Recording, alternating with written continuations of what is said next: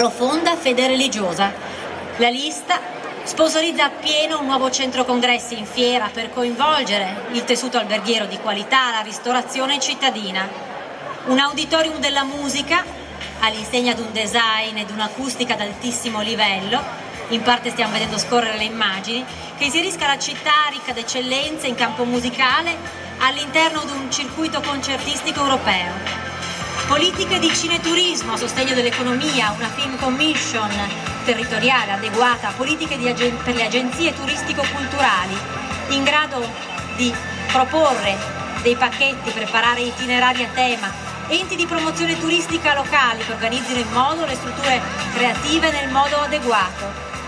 Una valorizzazione sempre più puntuale dei tesori da Giorgia, Donatello, da Mantegna a Guariento al Ticchiero Giusto, delle nostre grandi mostre, dei musei, perché ricordano i padovani e naturalmente i turisti e quindi gli operatori economici, affinché il progresso culturale accresca il benessere economico di tutti. Mai stati una città provinciale, Padova, gretta, impaurita di fronte ai cambiamenti o chiusa? Alla politica, al sindaco, la richiesta di farsi ancora più interprete degli interessi della collettività e delle potenzialità dei singoli, per una Padova degna del suo passato e all'altezza del suo futuro. E con questa